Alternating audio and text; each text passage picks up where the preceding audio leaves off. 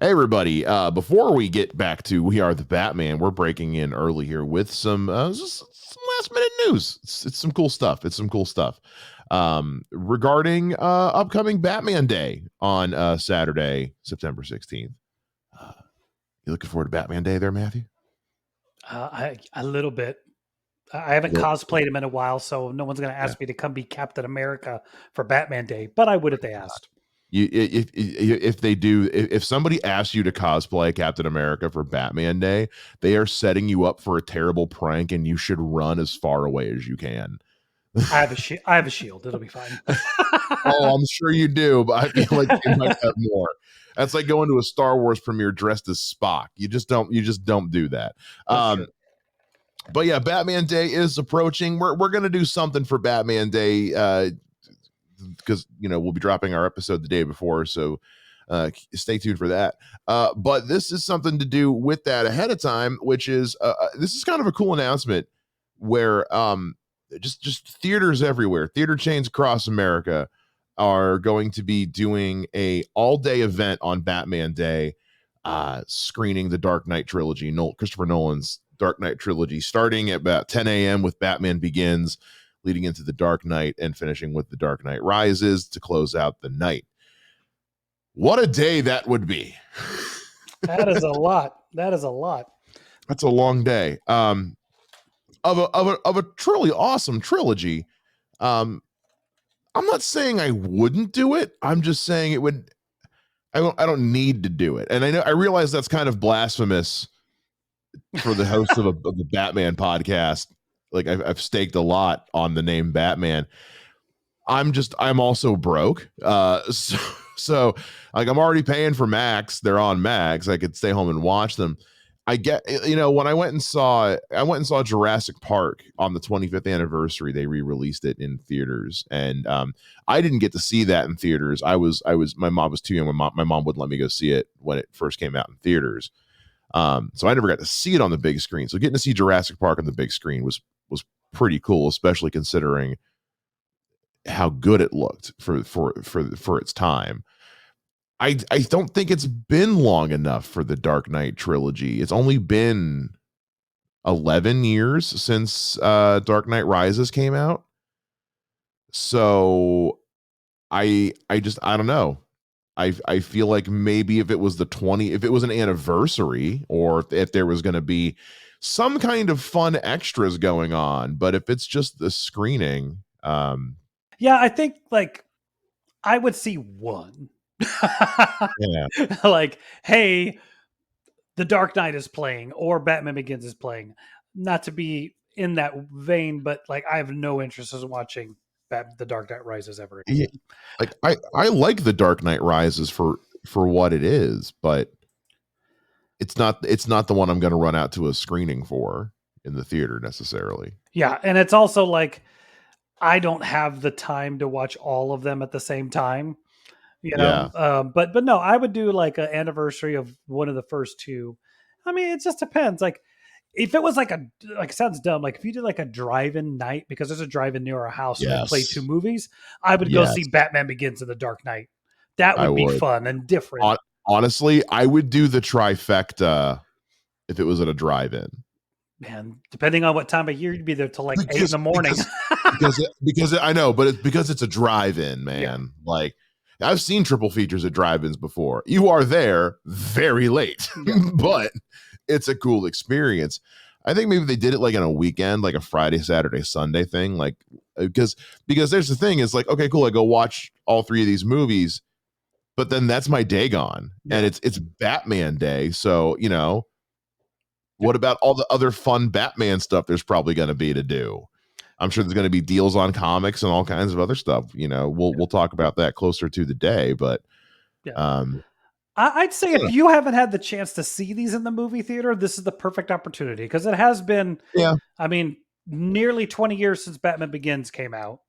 that's true. Yeah, like I It's said, it's only been 15. 11 since Dark Knight Rises came It's out. been 15 or what? 2008 is Dark Knight. 2008 was Dark Knight. So yeah, it's So been some yeah, time for those, and I think like if you're like that 20 something who maybe didn't see them in the theaters, it's a that's true. perfect time, especially the Dark Knight. Like the Dark Knight in IMAX theater with the Yeah, IMAX shots is amazing. Amazing. I got screwed seeing The Dark Knight in the theater. I went to go see it. I was, it was 2008. My girlfriend and I, she knew I was a huge Batman fan, so we went opening weekend.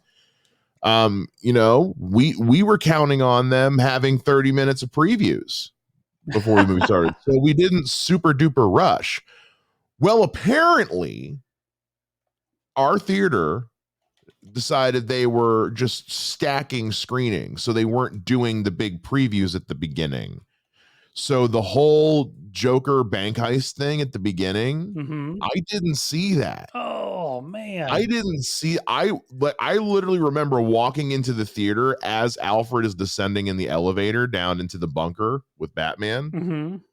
That's where I started with The Dark Knight. I didn't see the Scarecrow thing at the beginning, and I didn't see the Joker banks not until I bought the DVD when it came out. Because I was also a broke ass college student. It was really hard for me to go see movies multiple times at the theater. So yeah, I can understand. Yeah, if you've never seen them on the big screen, that's the perfect way to do it. it's the perfect way to do it because they truly are. Because I saw all of them in theaters, and Batman Begins blew my mind when I saw it in theaters, and even The Dark Knight Rises. Again, I think I like that movie more than most people. Well, I admit it has its flaws. It's flawed, Joseph Gordon-Levitt. We will talk about that when we get to that movie. But it's also kind of fitting that this is happening this month, because at the end of this month is when we're going to be kicking off our dive into the Nolan trilogy, because at the end of this month is when we'll be dropping our breakdown of Batman Begins, which I am so excited for. It's gonna be fun. I'm looking forward to that. So, hey, if you're someone who never got to see the Dark Knight trilogy in the big screen, or you're someone who really just has that kind of affinity for it, and frankly, that kind of free time, check your local listings. I did, not every theater in my town's doing it. I had to find the one that had it, and it's not listed as an event. So check, because for mine you had to buy the tickets to each screening individually, which is kind of nuts.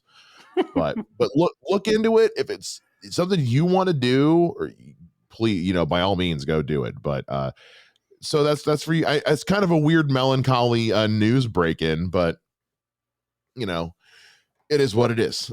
So with that being said, thank you guys for putting up with us interrupting, and now let's cut back to us and get into the actual episode for this week.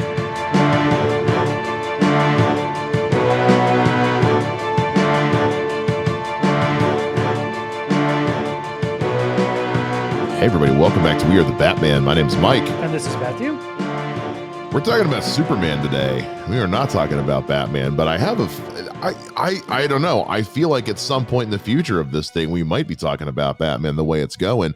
We are here to actually do a full recap review of season 1 of My Adventures with Superman. Hell yes.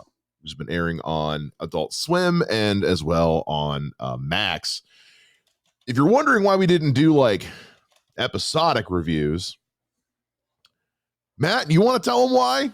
Because it drops on Friday, and we don't usually record on Friday, so we'd be a week behind. I was going to say because we're dumb and didn't know the show existed until 3-4 weeks into it. I was there at the premiere. We were there at the premiere day. Well, I don't know. But yeah, no, we were. It was literally, we mentioned it in an earlier episode when we first started watching it. But yeah, this is a show we had no idea existed. We hadn't seen a trailer. We hadn't read an article. We knew nothing about this. And then one day, you just texted me dude, do you know what this is? And I was like, no. Yeah. And you were just like, I'm gonna get back to you on this. I gotta watch it. I just gotta watch it. And I was like, okay, standing by. Yeah. Standing by. And you were 5 minutes in, and it's the best thing ever. Dude, I'm telling you, man, it was I think I'd seen a GIF on Twitter of him winking and flying, and I was like, okay, whose art is this? I haven't seen this before. And then 2 days later, we're sitting down to do something, and I go to Max, and I'm like, that's a Superman cartoon. Yeah. Where did a Superman cartoon come from? Like I had this No, wasn't a blip on my radar. I didn't even know should be looking for this. Like no. we've been looking Well, for that new Batman cartoon to hit. I hadn't heard nothing about this. no. Especially because like I've been waist deep in Harley Quinn season 4 has been going on at the same time too. So which the two of these are not connected in any way, shape, or form by any stretch of the imagination. So it's wild to me that there wasn't some kind of cross promotion because they were pushing Harley Quinn hard Yeah. because it's one of the most popular shows on. I I didn't see hear a wink of this show, and it's kind of and again when you've got like Blue Beetle coming out, it's like cross promote synergy, kids, synergy. Like we've talked at length about how when DC's put out trailers for stuff in the last year, they've included at the end these basically these splash pages, these thumbnails of go read these comics to study this property. I'm kind of curious, like if there was a trailer for this, if there was anything like that at the end of it. This really just feels like something they're just putting out to put out, and it's a bigger hit than maybe they were counting on. Well, and it's also one of those like, I mean, this premiered July 6th, which means that's Oh my 6 months god. after James Gunn announces his slate. So that means Yeah. he probably had nothing to do with this, considering how long it takes Oh, for animation. sure. Yeah. So the fact This that, has been in development for a yeah, while. the fact that he didn't mention it in his thing, and that Yeah, not a word. it's Not a word of it. so I don't know where it comes from, but it is fan fucking tastic. Yeah, this show is incredible. I don't care how much you hate Superman, watch this show. Yeah. I am on record constantly that I'm not a big Superman fan. In our breakdown of the original Christopher Reeve Superman movie, I mentioned ad nauseum, not a big Superman fan. This show is incredible. Yes. Like not just from a respect to the character perspective, but a respect to the audience perspective. Like taking chances, taking swings, not coddling us or holding our hand through the lore and the canon of this show. They're just like, we're just gonna do our thing, keep up. Yeah. It's up, and they let the audience just do their best. They're throwing the book out the window. They're like, don't think you know where anything's going. We are doing everything as different as possible with this Superman story. There's no possible way I could predict what's coming. Yeah. And because that's the thing I think with Smallville is up until like the 4th season, it still could be canon. You know what I Mhm. mean? Like when you look at it, like, it's still like it's Lana Lang. Okay, maybe him Yeah. knowing Lex Luthor is a moderate stretch, but it's like it still could maybe work. It's still pretty paint by numbers Yeah, Superman. but then they drop Lois Lane and it goes, oh no, we're doing something completely different. And then it just goes off the rails as far as attempting canon. This one out the gate is like, no, guess what? It's nothing. There's no, this is a 100% new slant take on this entire Superman lore, Superman as a character, and it's still Superman, but Yeah. having him be like early 20s and he's an intern and Lois Lane's the intern before them and him and Jimmy Olsen are college roommates. Like all of Yeah. that, it sounds so weird, but then you watch the show and it makes sense and it's fantastic. There is not a decision made in this show that I would have ever as a writer, there's not a decision made I would have ever made my own. If we were in a writers meeting working on a Superman animated show and somebody came in and pitched me this stuff, I would have laughed so hard. I was like, you're fucking kidding, right? There's no. Yeah. No. Deathstroke being one of the No. first villains he fights is ridiculous, but works totally within this show. Deathstroke voiced by Chris Parnell from Saturday Night Live and Rick and Morty. When they called him, and keep in mind, when they finally reveal what his name is in like the 7th episode, we've seen him like 3-4 times. I had no idea that was Slade. Yeah. until they did, because there's nothing about him that's anything like I love what they did, but it's unlike anything I've ever seen them do with the character of Slade Wilson before. Yeah, I like because Slade has traditionally been a Teen Titans villain / Nightwing villain. He kind of became a Batman villain there for a while with the whole him and Arkham, whatever game he was in.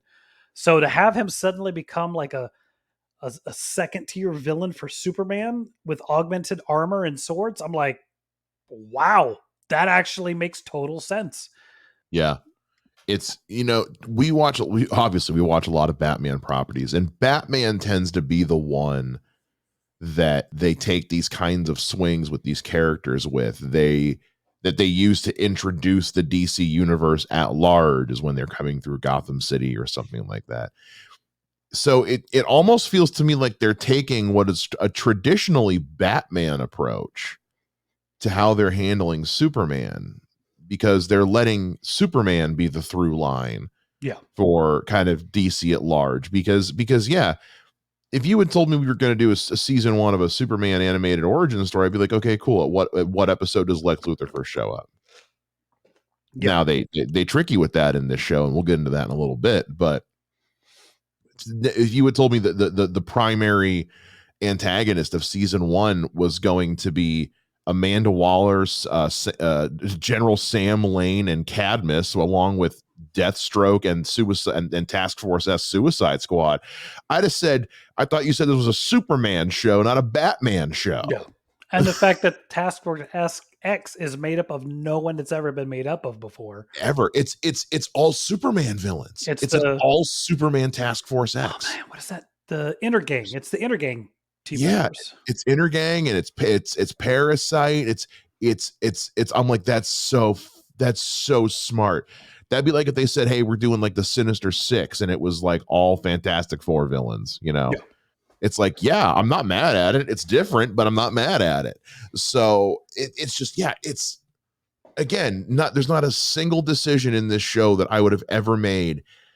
And I think that's kind of why it just works. Plus, they established in this season that the multiverse exists. Mm-hmm. All the other versions of Superman you love, they're still out there. Go enjoy them if that's what you want. This is a truly unique, and not just Superman, but Lois.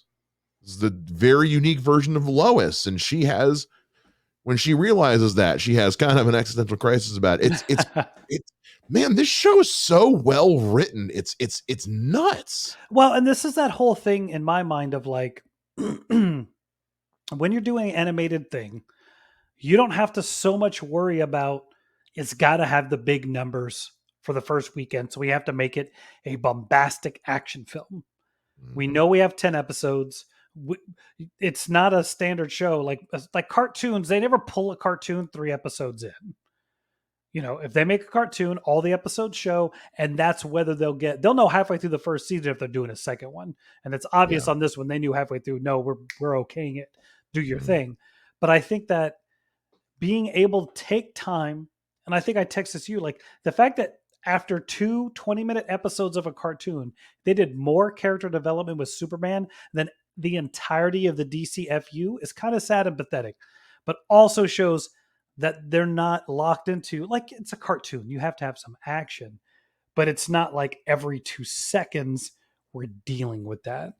And I think that's what makes this show really, really good is you've got the slow origin. He doesn't start out as Superman in the first episode. He actually doesn't become Superman until the second one, but he still does stuff. And like I said, my thing is, it kind of reminds me of Ultimate Spider-Man, that cartoon from like 2012. Yeah. Of like, we're going to take the things but we're going to do them modern. Like Superman breaks the fourth wall instead of you hearing him talk in his head for hours and hours. And he updates things and tells you things. And I think that's what they do here is like, hey, let's bring this idea of the reporters doing things and make them younger, make them interns, make it so that there's a reason they're so hungry. And like, dude, making Jimmy Olsen their peer instead of this little kid they drag around, I think was the best decision as far as keeping this dynamic of these characters going. Oh, dude, Jimmy Olsen being the avatar for the audience in this show is so good. Yeah. Because when Jimmy gets his own episode, it's one of my favorite episodes of the season. It's also the episode where you get a lot of information about what's going on. Yeah. It's the way they've chosen to address, Clark's identity, to be like, yeah, when you consider all the things you're doing to constantly do the things Superman does, someone's gonna notice. Yeah. You're constantly leaving to go get bagels, but never come back with said bagels.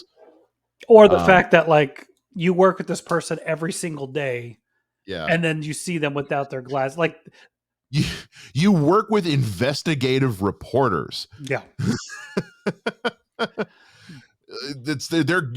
You're screwed. That their job is to find out about this kind of shit. So the fact that they reveal, like, what's episode 6 or 7, she finds out he's Superman. 4. Episode 4. Okay. Yeah. Episode 4. It's because like episode 3 is where they start to realize they like each other, and episode 4 is where he goes to tell her, and then she realizes at the end of the episode, oh God. Yeah. So I think that, I mean, something different like that, but I also feel like that allows her to go more on the adventure with him. Yeah. And like now she's helping him investigate these things. And there's just like, it's so good. And my thing is like, look, I'm going to talk about the elephant in the room here and say like Jimmy Olsen is obviously at the least bi, probably gay. Yeah. I feel like they're setting up some I don't know. It's hard to say because this isn't a straight streaming show. This is going to TV first. So I'm not sure how much of that they're going to dance around, but it does seem like they're setting up, again, because he's meant to be this sort of representative for whoever the audience is. He's a way that you could explore those kinds of character developments outside of whatever's going on with Clark and Lois. And it's not over the top. Like it's not like he's talking about dudes and like I'm not saying I'm against it. I'm just saying like sometimes they go too far when they're like, hey, this is a bi character, this is a gay character. Look at him doing all these things like Shazam 2. Like it's what it is for what it is when there's this happened a lot on the CW shows, especially Legends of Tomorrow, where the person's sexuality becomes like their whole personality. Yeah.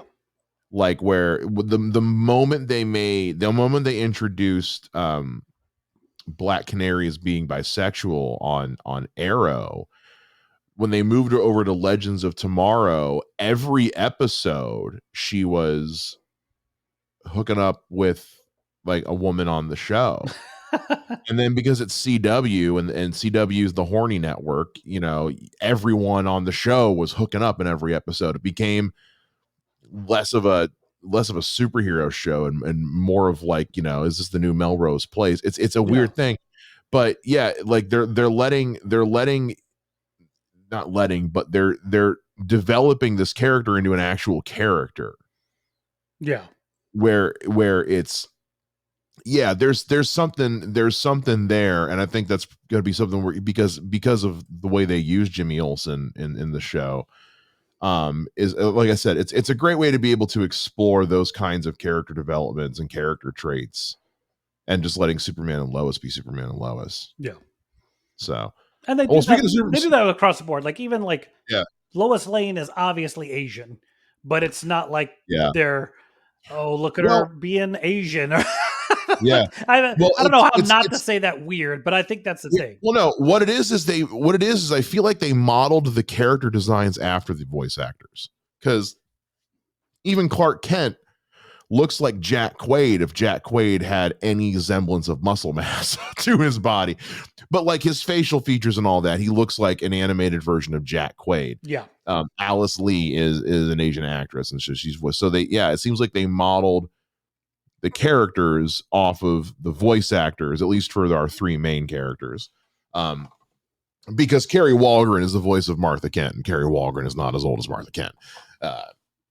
Fair. So yeah, but yeah, and I'm interested to see, it was interesting to see how they incorporated that into Lois's personality and her style. Like, again, they really seems like they modeled the characters specifically around the voice actors, which is really neat.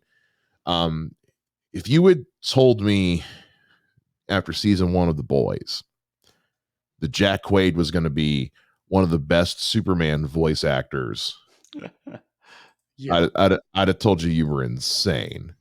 Yeah. He's so good as Superman. No, I think he does. So good as Superman. He is. He's stalwart when he needs to be stalwart. He's awkward when he needs to be awkward. And I think he is. Yeah. I think I told you, like, if I had had a short list or even a long list of people I would have cast to be a young Superman, he would never have been on it. But he's great. He's so good. He's so good. It almost makes me wonder what it would look like if he bulked up and tried to do it live action. It almost makes me wonder. Well, look at Will Poulter, who played Adam in Guardians of the Galaxy Volume 3. He played Adam Warlock. Yeah. Like he I mean, look at Ben Affleck, for crying out loud. I mean, good Lord. So I almost wonder. It's like, I don't know. He eats some medium rare steaks and spend some days at the gym. I don't know. But no, he really does a great job of kind of like what we talk about, like Kevin Conroy about, is differentiating the two characters of Clark Kent and Superman. When he's Clark Kent, the mild-mannered reporter, it is truly a distinctly different character from when he's voicing Superman, because as Superman, he's got this confidence to him.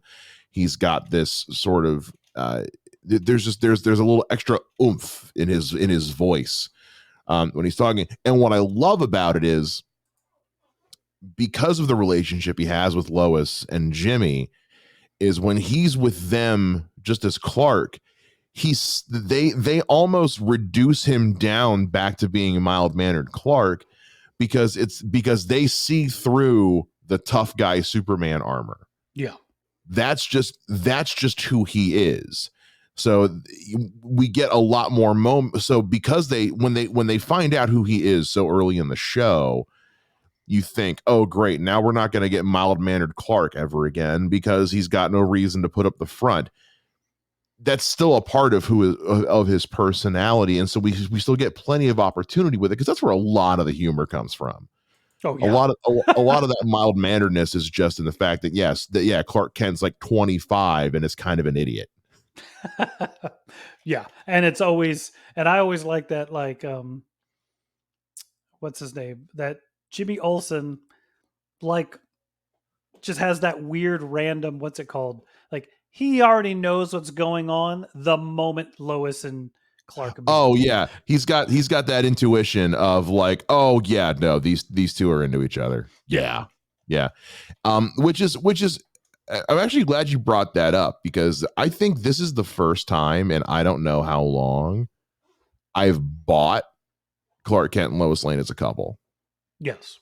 Because, like, when I think back to watching Dick Donner's Superman, why does he love Lois so much? She's nothing but nasty to him the whole time he's around her as Clark. And so it's just like, why are you in love with her? She's so mean to you. She is so mean to you all the time.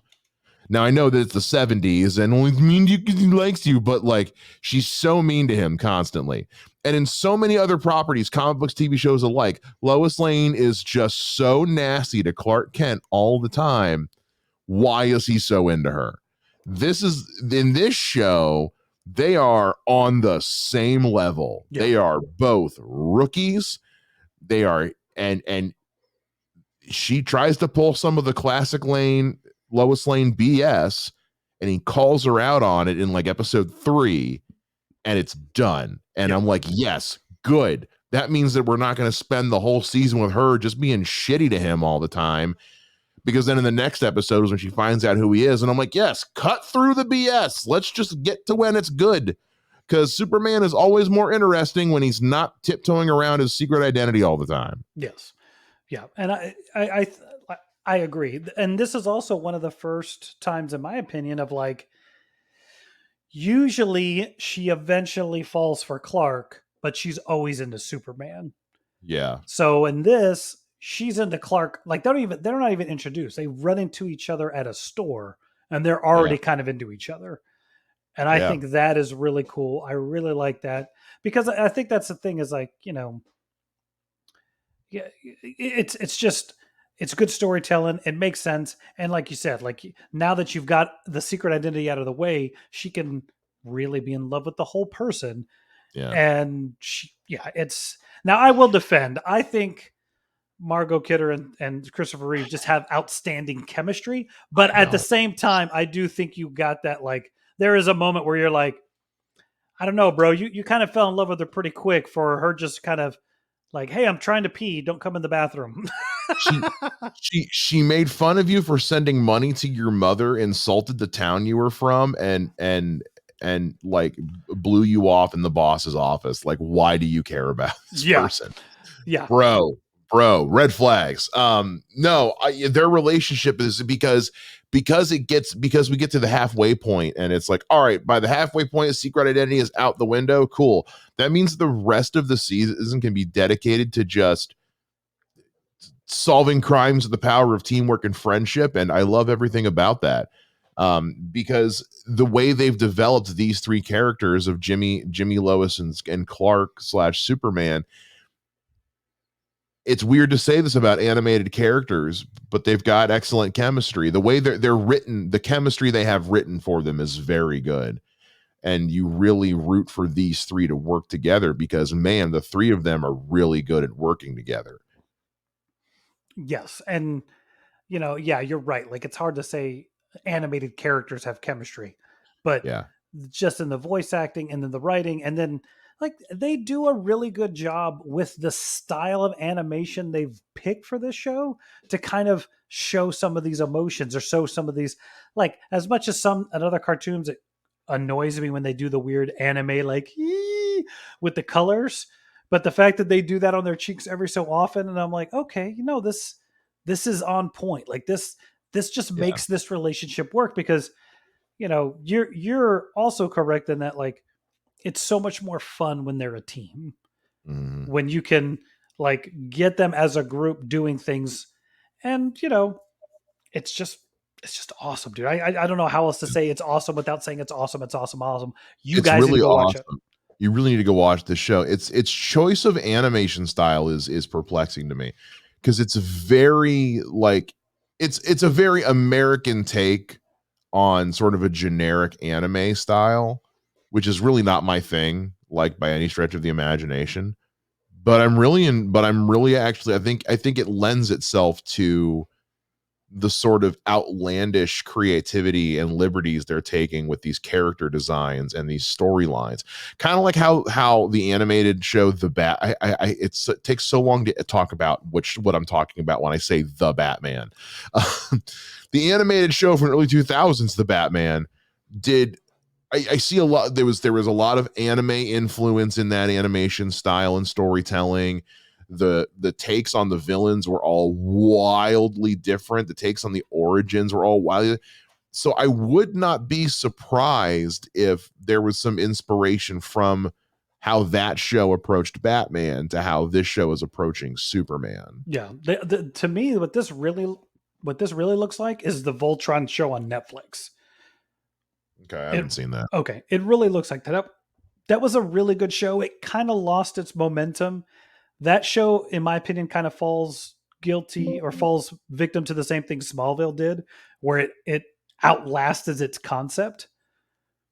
Yeah. So like, Smallville went on way too long. Yeah, and I get why you don't end it, but you should have just switched it to Metropolis.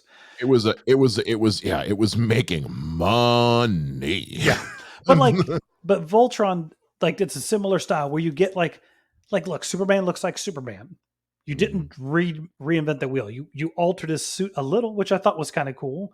You know, you brought some of these influences. The tech of Krypton looks different than normal tech because that's some. It looks alien. Yeah, there's so many times like I remember helping a buddy of mine create some superheroes with alien tech, and I remember I drew all this stuff and sent it to him, and he's like, "What is all this?" I'm like, It's alien, otherworldly technology." Like, I think sometimes we think like, "Oh, they're gonna have a sword, so give them a laser sword, and that's alien Yeah. tech." Like, aliens don't have swords.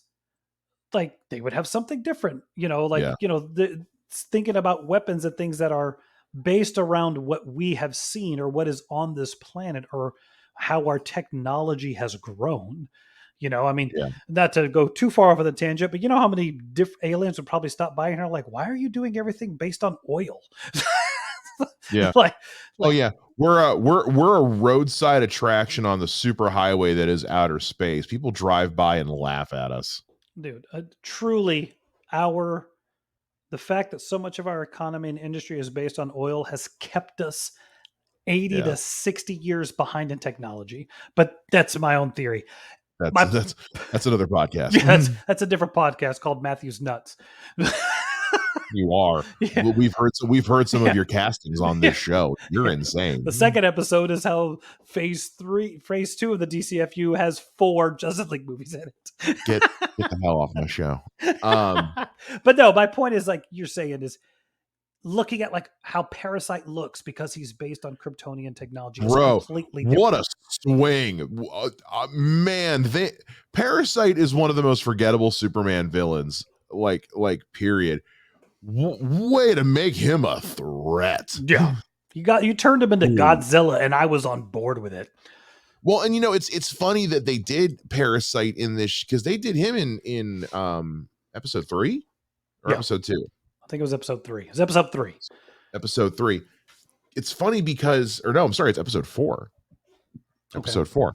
But because I just rewatched it recently, that's about in the Superman animated series from the 90s. That's when Parasite came in on that show too, was in like episode 3 or 4. Yeah. So because he is an interesting like first early villain to have for Superman, but just I cannot stress this enough. The alternate take on Parasite in this show is terrifying. Yeah. Well, and like I said, bringing in this thing, because I think that's the thing that sometimes happens with some of these shows is they don't have a different take on stuff.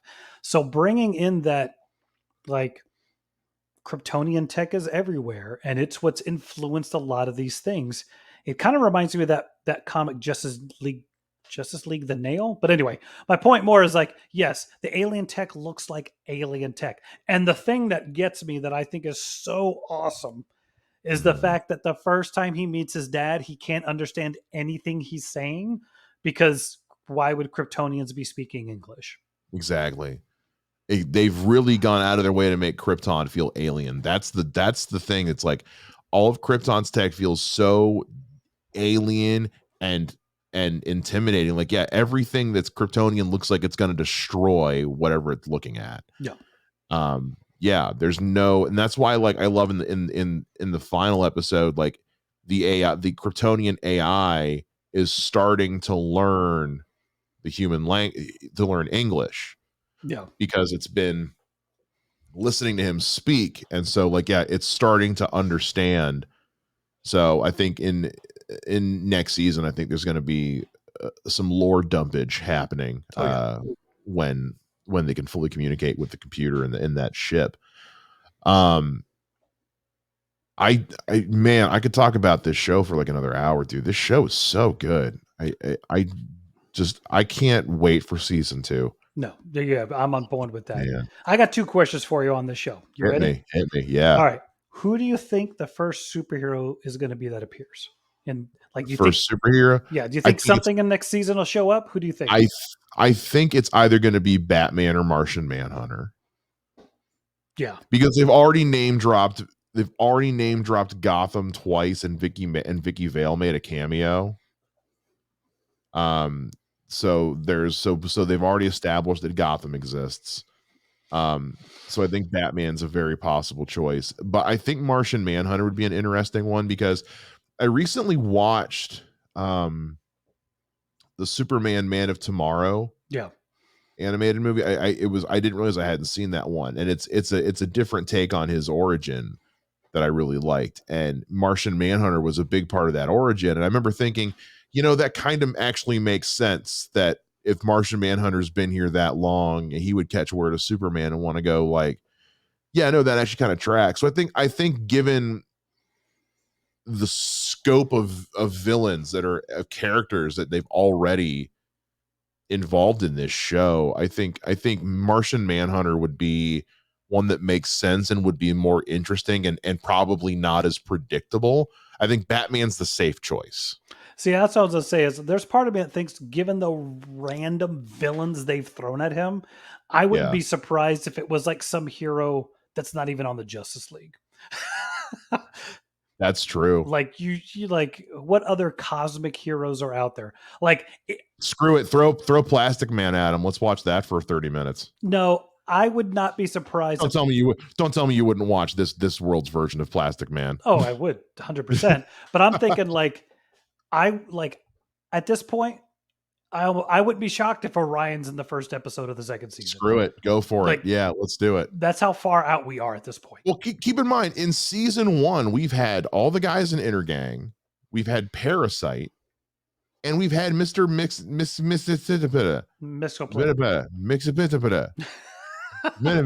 We've had him. And his take was fantastic. Oh, it was so good. Oh, it was so good. When it showed that bowler hat, I about spit my drink out. Yeah. I was like, there it is. And it turned to a crown, and I was like, ah. Yeah. Yeah.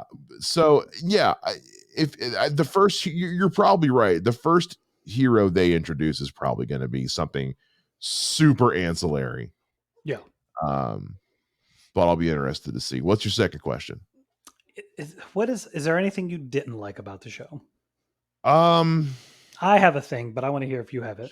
So again, I think my biggest struggle is just, again, like, this style of animation isn't my preferred medium. It just something about it, I don't know, it just is not pleasing to my eyeballs.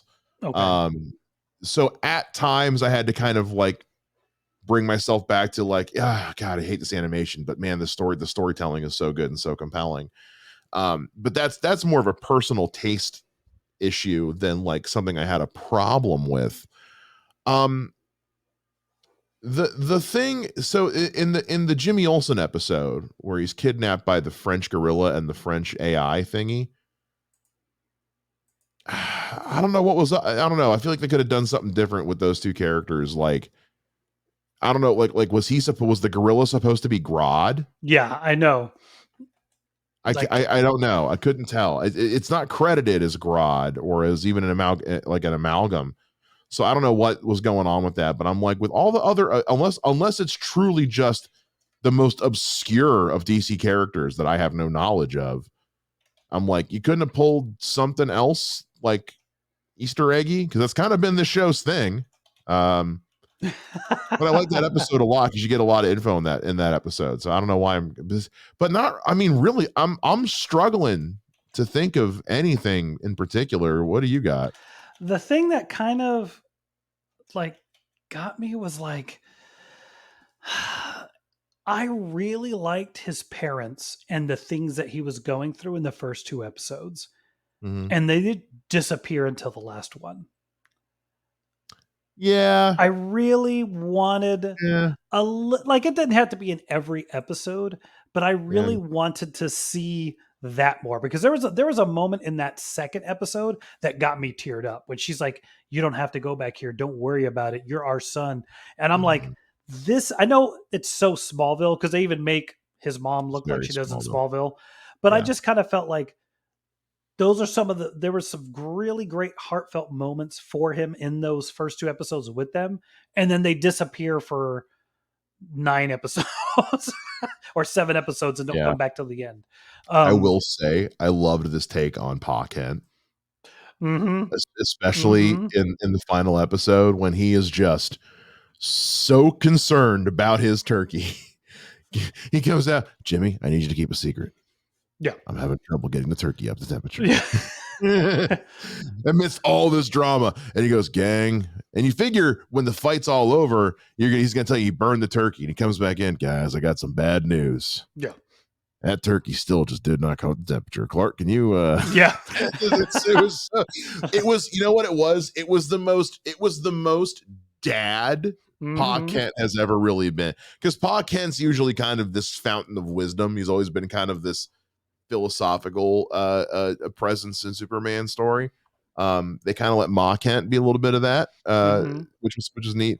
I get you though. I think it would have been nice to see some more time back on the farm. Yeah, and I don't mean like every episode, but I mean, no, like again, they're in the first two, and then we go. I guess now my math is horrible. 7 more episodes, and then they appear in the last one, and I'm like, yeah, it would have been nice to just get one more flashback of like something. I think the only thing, and maybe it's just because we're just not used to this, but this is the first time in a while we've had to deal with a show that's being made for television constraints. Yeah, this is not a streaming only series. If this was a streaming only series, I think that probably would have bothered me a bit more, since it's a 30 something minute or 30-minute animated show for late night cable. I don't know. I don't know. I think maybe that's why it didn't bother me as much. But I get what you're coming from though. Well, here's the thing. Given the way season 1 ended, I feel like we're going to be in Smallville quite a bit next season. Yeah. Well, and I think too, like the thing that kind of like this is why I brought up the Voltron thing, is Voltron did something very interesting. Is instead of having like 5 22 episode seasons, the first season was 22 episodes, and then they started doing like 10 or 12 episode seasons, but then they started coming out like every 4 months. Yeah. And I'm wondering, given that this is only 10, like within 5 to 6 months, are we going to get the next set?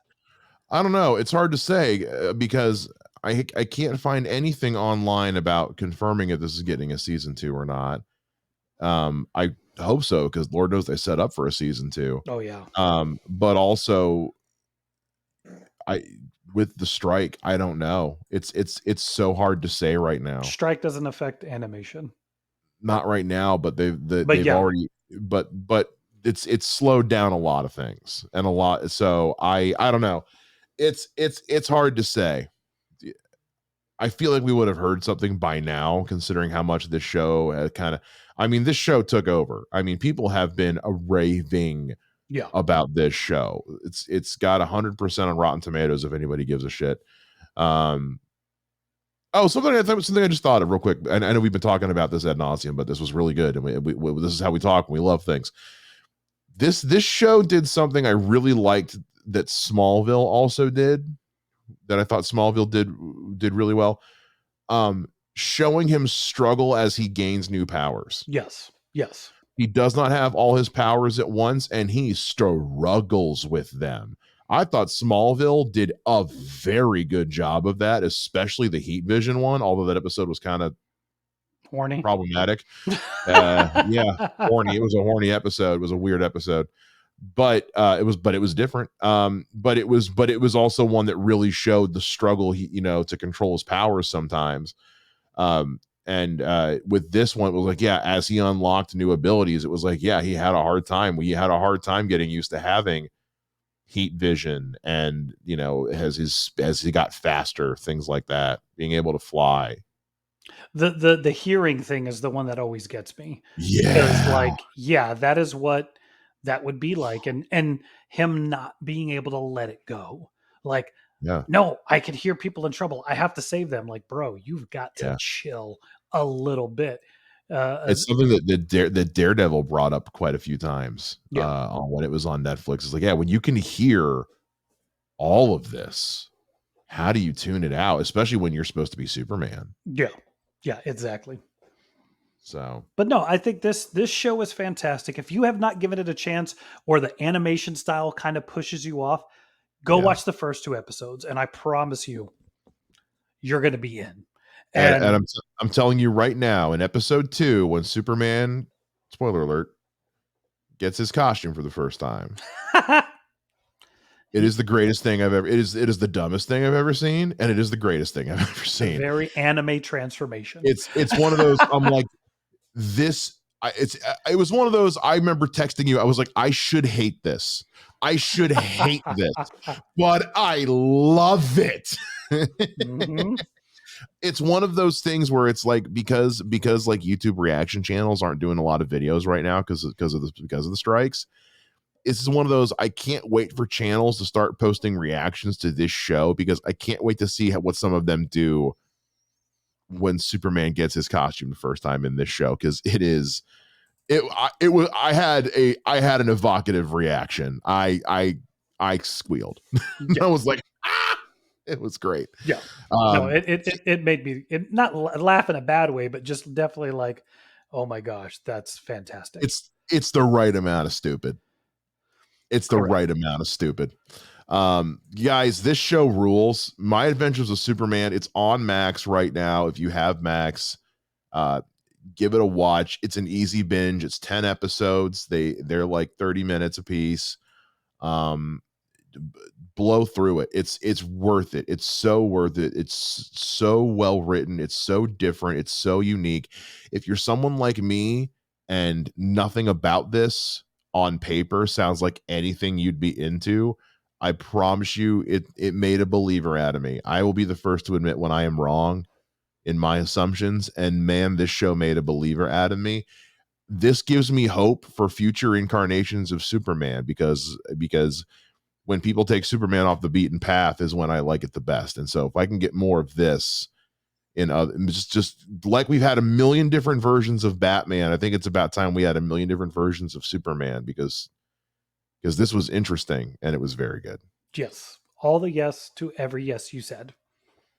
All right, guys. So if you have seen it or you watch it, I don't know why you're still listening at this point. If you haven't seen it, that's on you. But if you've seen it, please let us know what you think. Find the show on Twitter at We Are the Batman. You can find me on Twitter at Mr. Mike Shea. You can find me at Mr. J Ninja.